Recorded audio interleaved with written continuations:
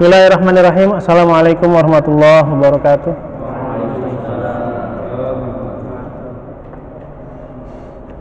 Innal hamdalillah nahmaduhu wa nasta'inuhu wa nastaghfiruh wa natubu ilaih wa na'udzu billahi min shururi anfusina wa min sayyiati a'malina man yahdihillahu fala mudhillalah wa man yudhlil fala hadiyalah. Asyhadu an la ilaha illallah wahdahu la syarikalah wa asyhadu anna Muhammadan abduhu wa rasuluhu la nabiyya wa la rasula ba'dah.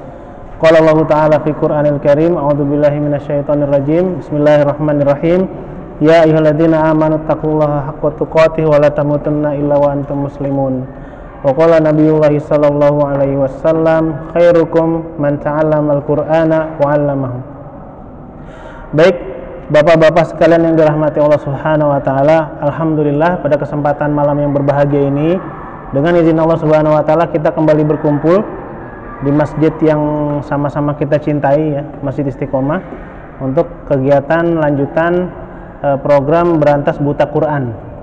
Selawat teriring salam kita curahkan kepada Nabi kita Rasul Muhammad sallallahu alaihi wasallam beserta keluarganya, kepada para sahabatnya, dan juga kepada seluruh pengikutnya yang senantiasa istiqomah di atas sunnahnya, senantiasa memegang teguh ajarannya, mengamalkan syariatnya hingga yaumil kiamah.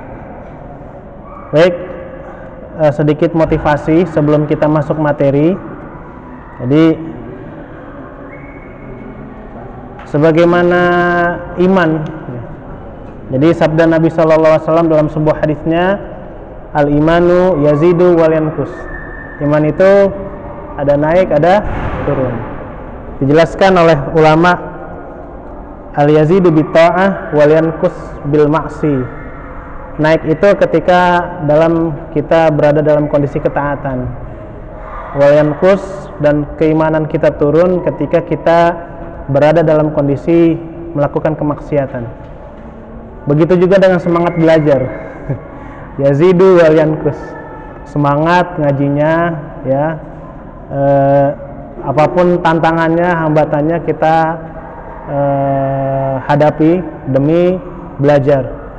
Tetapi memang ada titik-titik kejenuhan, dan itu menjadi sebuah sunnatullah, ya, rutinitas, ya. Awal-awal mungkin kita semangat, ya, peserta kegiatan banyak, ya. Tapi dalam perjalanan, ya, namanya tamhis, proses penyaringan alami. Allah Subhanahu wa taala yang menyaring siapa yang bertahan dan siapa yang berguguran. Tentunya teman-teman yang berguguran pun dia punya alasan. Tetapi sebagaimana niat kita di awal, semoga kita senantiasa istiqomah dalam kebaikan. Apakah itu tetap dalam majelis atau mungkin berpisah dari majelis, karena mungkin ada kebaikan-kebaikan yang dilakukan di luar sana. Nah, buat kita yang mungkin memang punya niat awal pengen istiqomah belajar, ya tetap perbaharui niat, ya, perbaharui niat. Hari ini saya dapat cerita nggak enak banyak, Pak. Jadi Masya Allah, ceritanya nggak enak banget lah, tentang masalah pergaulan bebas, gitu kan. Kemudian kekerasan rumah tangga. Setengah hari ini saya dapat berita kasus. Bayangkan, banyak sekali kasus di luaran sana. Di luaran, tapi masih di sekitaran kita, Pak. Bukan. Tetapi ada di sekitaran masjid, Pak. Itu adalah fakta yang kita hadapi dalam setiap harinya. Nah, dan diantara cara kita untuk menenangkan hati itu berkumpul dengan orang-orang soleh, ya kan. Istilahnya tuh kita kayak lagi dicuci lagi, ya kan, ngumpul bareng-bareng, ikut majelis, ikut sholat berjamaah. Nah, ini menjadi satu hal yang sangat dibutuhkan bagi orang beriman. Ketika kita berkumpul dengan orang soleh, maka insya Allah kejernihan hati itu akan terasa. Kalau misalkan orang punya kecenderungan berbuat buruk tatkala dalam kesendirian, minimal ketika berkumpul dengan orang baik, keburukan itu berkurang. Karena sedikit sekali orang yang bisa soleh tatkala dia sendirian, ya. Kesolehan itu kita biasanya kalau ada temennya lebih semangat. Rawan. Saya sendiri merasakan hal yang sama. Kalau sendiri itu motivasinya turun, godaannya luar biasa. Tapi kalau sama teman-teman ngumpul, Masya Allah, ada orang curhat, masalah keluarga. Ketika teman ngobrolnya nih salah orang, Pak, pasti jawabannya salah. Apalagi yang ditanya ini orang yang nggak paham agama, naudzubillah. Makanya di sini bersyukur sekali ya ketemu sama bapak-bapak yang insya Allah soleh semua, Pak ya. Nggak ada yang soleha kan, Pak? Soleh semua ini, nggak ada yang soleha. Ya, kalau ada masalah. Tapi dia bersih sendiri. Ya, itu godaan lah, itu tantangan, Pak. Makanya kalau ada masalah maka bertanyalah. Makanya konsep saya itu dalam pembinaan, saya kan memang konsen keseharian saya dengan anak dan remaja. Jadi pembentukan karakter itu sangat melekat sebagaimana sabdanya Nabi Shallallahu Alaihi Wasallam. Udah ada bukunya, Pak? Udah ya. Jadi ini patut untuk jadi prinsip buat kita dan mungkin buat keluarga kita, buat anak-anak kita yang udah punya anak, Pak ya. Ya. Almar'u ma'ad-dini khalili. Seseorang itu berada di atas agama sahabat karibnya. Jangan sampai kita salah teman curhat atau anak kita atau keluarga kita salah teman curhat. Salah teman curhat, jawabannya berantakan, kacau. Baik, itu aja. Kita masuk ke materi insyaallah. Saya tuh sering menyampaikan kegelisahan hati kalau lagi materi kajian. Biasanya saya sampaikan apa yang lagi saya rasakan. Mau sama anak-anak, mau kajian sama ibu-ibu, mau kajian sama bapak. Tapi sama ibu-ibu jarang. Sama anak-anak remaja biasanya. Baik, kemarin kita bahas tentang sifat huruf. Sifat huruf. Saya review sedikit tentang kajian kita bab sifat huruf. Ini ada di halaman ke-31 bab 4. Jadi sambil dilihat Bapak sekalian, halaman ke-31-nya ada sifat-sifat yang harus diberikan ketika kita menyebutkan huruf-huruf hijaiyah. Selain makhrajnya benar, ada yang bisa jawab apa itu makhraj? Tempat keluar huruf. Jadi mesti paham semua, makhraj itu tempat keluar huruf. Dan juga harus selain makhrajnya benar, dia harus juga dengan sifat yang benar keluarnya. Contohnya kemarin itu huruf tidak ada lawan katanya. Kita sudah bahas di yang ada lawan katanya. Ada 1, 2, 3, 4, 5 ya. Ada yang al-hamsu di poin 1 halaman 32, lawannya al-jahru. Al-hamsu itu pengucapan huruf yang diiringi dengan keluarnya nafas. Ada berapa huruf, Pak? Al-hamsu 10 ya. Apa aja hurufnya? Fahat, tahu, syakhsun, sakata. Nah, sisanya yang 18 itu masuknya al-jahru. Kemudian di poin yang kedua di huruf yang sifat huruf yang ada lawannya itu ada 3. Asyiddah, at-tawasud, ar-rakhawah. Betul ya? Asyiddah itu kuat. Dia itu sangat bergantung dengan makhrajnya.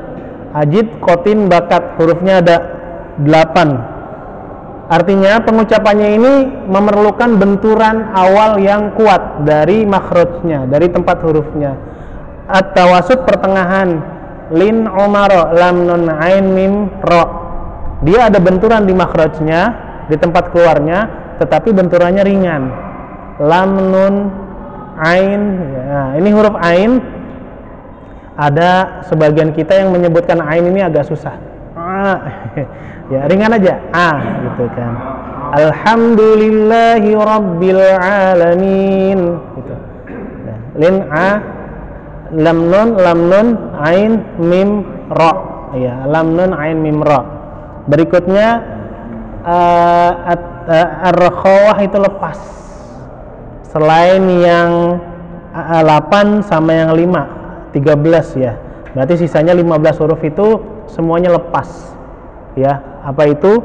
Wa, ya, sya dan seterusnya. Jadi lepas. Selanjutnya yang ketiga isti'la, terangkat.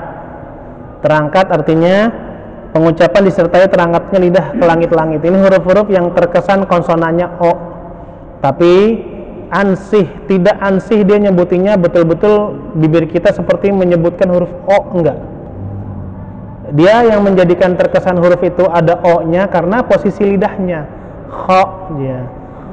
Do, so, Ya, jadi harokat fathah itu tidak monyong. Harokat fathah tidak monyong. Allah, bukan Allah, bukan. Allahu akbar. Ra, iya. Sa. Jadi bukan ro, so, bukan. Roso, bukan.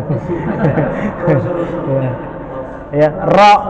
Jadi posisi fathah tidak monyong bibirnya. Yang monyong itu dhammah. Ya. Makanya a, i, u, ba, bi, bu sampai so, ya, bukan so, si, su. Nah, sabar, nanti ada bab latihannya. Ya, ini baru namanya tuh review ya, review produk ya, review huruf. Sisanya istifal. Kalau yang tadi lidahnya terangkat, sisanya yang 21 semuanya lidahnya istifal. Isti'la lidahnya naik, istifal lidahnya turun ke bawah. Contohnya ba, ta. Lidah itu ngikutin rahang, ba, ta, dan seterusnya. Yang terakhir, yang keempat itbaq, lengket. Ini huruf-huruf yang memang banyak kita punya kendala dalam pengucapannya. So, jadi tuh dia tuh enggak, so enggak. Ada ininya dulu, ada tekanannya dulu. Artinya kan lengket itbaq. Kalau secara istilah pengucapan yang bertemu lidah dengan langit-langit. Tapi sifat lengketnya itu sangat melekat pada huruf tersebut. Misalkan minas sholihin, minadh dhalimin, walad, ada kesan kayak lengket dulu gitu, nggak langsung lepas ya. Nah, lawannya itu al-infitah. Al-infitah itu artinya terbuka atau terpisah selain huruf yang tadi ya, selain huruf yang tadi nih, so, do, to, zo itu lengket, selain huruf itu terpisah, nggak lengket. Ba, ya ba, jangan ba ya. Ta, ya ta, jangan ta ya. Kalau do, nah itu lengket. Tapi kalau sa, jangan sa. Tapi kalau so ya. Itu dia yang menjadikan dia punya julukan sifat lengket itbaq. Nah, yang terakhir izlaq. Artinya kalau secara bahasa bagian lancip lidah, atau menurut istilah huruf yang pengucapannya mudah keluar. Hurufnya cuma ada 6. Makhrajnya itu dari ujung lidah dan bibir. Fa, ro, ma, na, la, ba. Fa itu bibir, ro lidah, ujung lidah, ma bibir, na lidah, la lidah, ba bibir. Nah, sisanya itu masuknya ismat. Di sini kalau penjelasannya artinya tertahan secara bahasa, secara istilah huruf yang pengucapannya keluar dengan tertahan karena relatif sulit. Kesimpulannya untuk ismat ya, kalau ini ada keterangan tentang bukan huruf asli Arab, tetapi kesimpulannya ismat itu huruf-huruf yang sulit diucapkan.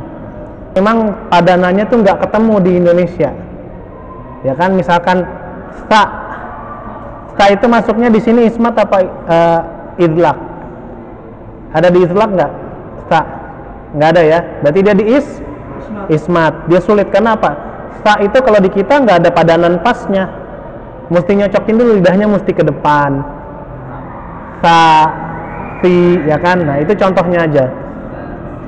Baik, kita bahas untuk yang sifat yang tidak memiliki lawan. Kalau kemarin sifat itu 1 poin ada lawannya, al-hamsu, al-jahru ya kan, keluar udara, yang satu tidak keluar udara. Kalau yang ini yang tidak memiliki lawan kata, sifatnya itu mandiri, sifatnya dia sendiri ya. Kita bahas secara sederhana. Ada 7 sifat yang tidak memiliki lawan kata ya. Kalau yang memiliki lawan kata ada 5, kalau yang tidak memiliki ada 7. Yang pertama as-safir. As-safir menurut bahasa artinya suara yang mirip burung. Nah, itu secara bahasa. Secara istilah tambahan udara, tambahan suara yang keluar dari 2 bibir. Hurufnya ada 3. So, sa, za. Ya, jadi kalau nyebutin huruf so, jangan sok. Dia ada tambahan so, sa, za. Jangan so, sa, za. Nah, itu dia sifatnya nggak sempurna. Ada tambahan suara. Ya. Yang kedua, sifat yang tidak memiliki lawan ini qalqalah. Qalqalah hurufnya apa semua ya Pak ya? Baju di toko. Ini kalau di sini hafalan beda. Ko, to, ba, jim, dal.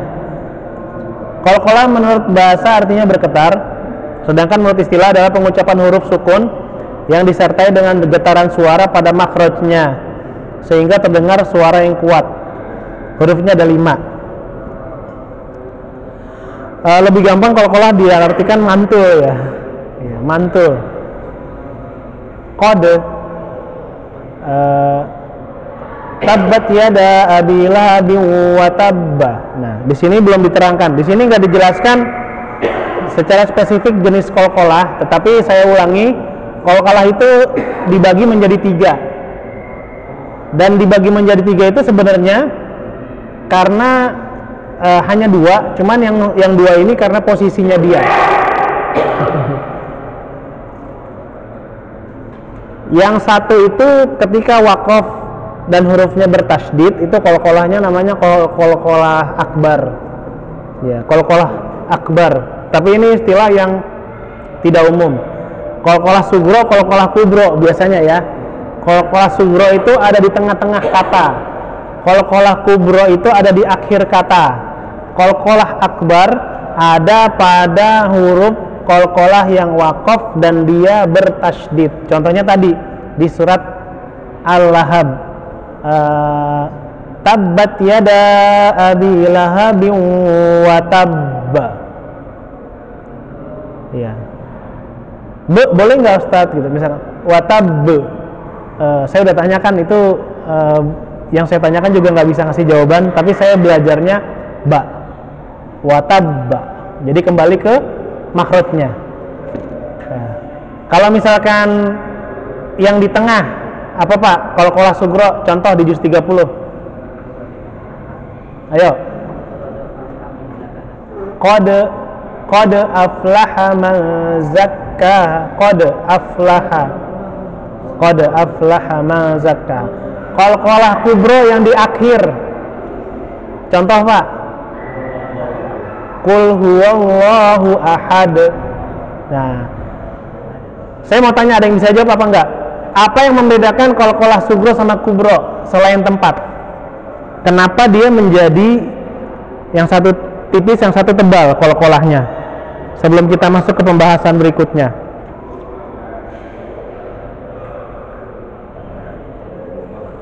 Ayo Pak. Salah juga nggak apa-apa. Kenapa qalqalah yang di tengah sugro? Kenapa qalqalah yang di akhir kubro? Ada yang tahu? Ardi? Nggak ada? Jadi ini hanya posisi, tetapi sebenarnya menjadi sugro dan kubro adalah ketika dia waqaf di tengah kata, menjadi bahasa kita pantulannya itu tidak terlalu kuat karena bibir kita sedang sibuk melanjutkan bacaan huruf berikutnya.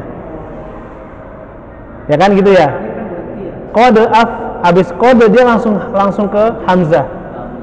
Tapi kalau al-ikhlas qul huwallahu ahad sempurna. Tuntas. Tapi kalau qad aflaha langsung ke huruf hamzah. Itu yang membedakan. Sebenarnya itu yang menjadikan dia sugro dan kubro, bukan tempatnya. Kalau tempat itu pengaruh, tetapi itu yang banyak orang tidak pahami. Kalau tempat itu definisi yang sederhana. Kenapa beda sugro dan kubro? Yang sugro di tengah kata, yang kubro di akhir. Tapi kalau misalkan yang di tengah kata dan kita berhenti di situ, itu jadi kubro juga, karena dia tidak mempersiapkan bibirnya, lisannya untuk menyebutkan huruf berikutnya. Nah, baik, itu untuk qalqalah. Nah, di sini penjelasan di bawah, qalqalah harus terdengar lebih jelas dan kuat ketika berwaqaf pada huruf yang bertasydid. Contohnya ini, watabba, al-haqqa, al-hajj. Nah, di sini nggak dijelaskan qalqalah sugro, qalqalah kubro, qalqalah akbar, nggak dijelasin. Itu ada di penjelasan mungkin tematik dari para pemateri, dan itu saya mendapatkannya juga dari pemateri, bukan dari buku. Lanjut, untuk sifat yang ketiga yang tidak memiliki lawan kata adalah sifat lin. Lin itu menurut bahasa artinya lembut. Jadi kalau ada orang namanya lin-lin, Pak, oh lembut-lembut ya. Lin-lin. Sedangkan menurut istilah, pengucapan huruf yang lembut tanpa harus memaksakan, yaitu pengucapan huruf waw sukun dan ya sukun yang sebelumnya adalah huruf berharokat fathah. Bacanya ringan, santai. Cintanya min khauf Rabba hadal bait, ringan. Karena memang masih saya temukan langsung ketika membaca huruf waw sukun atau ya sukun, dia masih membacanya dengan nada yang berat. Dan ini masuk dalam sifat lin, ringan saja. Wattini wazzai, zai, dan seterusnya. Penjelasan di bawah ada tambahan al-inhiraf. Oh ini nggak ada nomornya. Ini poin yang keempatnya. Poin yang keempat. Ini di situ ada nomornya, Pak. Kosong juga ya. Ya, ini cetakan yang sudah berkali-kali cetak tapi nggak diperbaiki. Ini cetakan baru, Pak, 2020. Ini yang saya punya kalau nggak salah 2000 di bawah 2018. Udah ganti cover tapi isinya masih sama. Yang keempat, al-inhiraf. Menurut bahasa artinya miring, sedangkan menurut istilah adalah huruf yang pengucapannya miring setelah keluar dari ujung lidah. Hurufnya ro dan lam. Ro, lam. Ya. Hurufnya miring. Untuk ro, miringnya ke punggung lidah, ro, ro. Untuk lam, miringnya ke permukaan lidah, la. Saya masih sulit untuk mendefinisikan miringnya di mana. Ya, sampai detik ini saya masih sulit untuk mendefinisikan miringnya di mana. Tetapi ya gampangnya karena ro dan lam itu di kita r dan la l ya. Udah seperti itu aja. Cuma memang untuk ro dia ada bab tersendiri yang pembahasannya cukup panjang. Ya. Kita lanjut yang kelima, at-takrir. Nah, ini menurut bahasa artinya mengulang, takrir mengulang. Sedangkan menurut istilah adalah pengucapan huruf disertai dengan bergetarnya ujung lidah, dan ini hanya dimiliki oleh satu huruf, yaitu huruf ro. Dan akan sulit untuk diantara kita atau teman-teman kita yang mungkin cadel ya. Ini ujian buat teman kita yang belum bisa nyebutin huruf R. Perjuangannya di situ ya. Jadi biasanya kalau yang cadel itu dia nyebutin ro-nya, R-nya itu di tenggorokan, ro ya. Padahal dia itu ro itu ada di punggung lidah, ro di punggung lidah. Bukan di ujung tapi di punggung lidah. Kalau ini lidah, ini ujungnya nih punggungnya. Ro.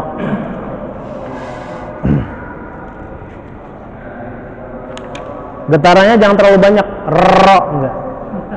Ro. Ro. Mungkin kalau dihitung-hitung berapa kali getar, sekitar 3 sampai 5 getaran. Ro, ro.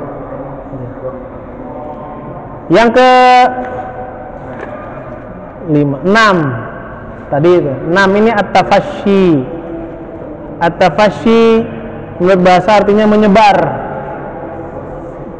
Sedangkan menurut istilah adalah pengucapan huruf disertai menyebarnya angin di dalam mulut, dan ini hanya dimiliki oleh huruf sya. Ya, jadi jangan ragu-ragu kalau nyebutin wash, itu harus kebuang. Wasyamsi waddu, wasyamsi, ya kan? Idasyama, idasyamsu, ya kan? Masya Allah. Itu sya. Dan yang ketujuh, sifat yang ketujuh, al-istitalah. Ini dia nih, huruf do nih. Menurut bahasa artinya memanjang, sedangkan menurut istilah pengucapan huruf yang disertai memanjangnya suara dari awal sisi lidah sampai ke akhirnya. Sifat ini hanya dimiliki oleh huruf do. Makanya huruf do itu sifat yang melekat diantaranya itu isti'la, lidahnya naik, do. Terus itbaq, lengket, terus al-istitolah, memanjang. Jadi enggak do, enggak do. Ghairil maghdubi alaihim walad. Nah itu bukan walad do, itu kurang Pak. Waladhdallin. Nah, ini hanya huruf do. Baik.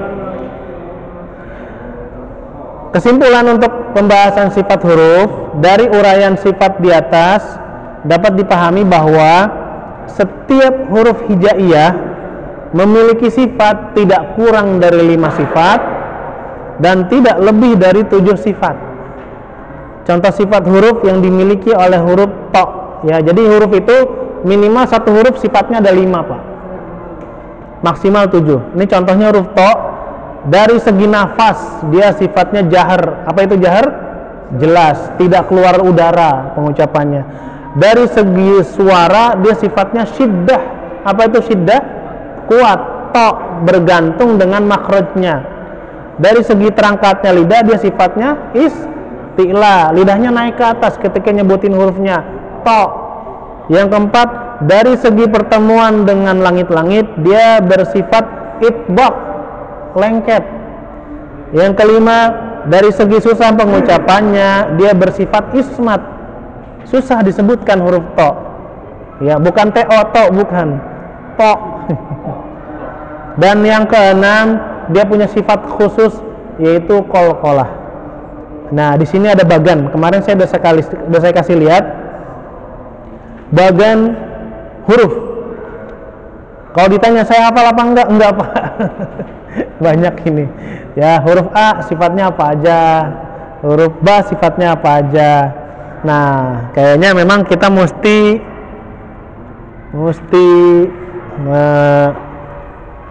saya mau lihat ya. Di situ mohon maaf untuk huruf do di catatan bapak-bapak sekalian sifatnya ada berapa? 5 atau 6? 6. Do nomor 15. Do cuma 5 ya? Ya. Do itu kurang 1 Pak. Tolong ditambahin di kolom yang nomor 6-nya al-istitolah, memanjang, karena sifat yang nomor 7 istitolah ya. Di bagian itu nggak ada kan? Ya, itu ditambahin Pak. Kok saya ini di catatan saya ada, ini buku saya soalnya. Ya, yang di kolom yang nomor 6 yang huruf do diisi aja istitolah. Jadi dia lengkap sifatnya. Yang lengkap cuma 1 huruf. Yang 7 ro. Ya, dari yang nomor 10 ya Pak ya. Jadi rata-rata yang paling sedikit sifatnya berapa Pak? 5 ya. Yang paling banyak 7 huruf apa? Ro ya. Ro di situ. Nah, istitolah itu maksudnya ditulis aja. Ditulis di kolom nomor 6 yang baris ke-15. Huruf do. Baris 15, kolomnya kolom yang nomor 6. Iya. Baik.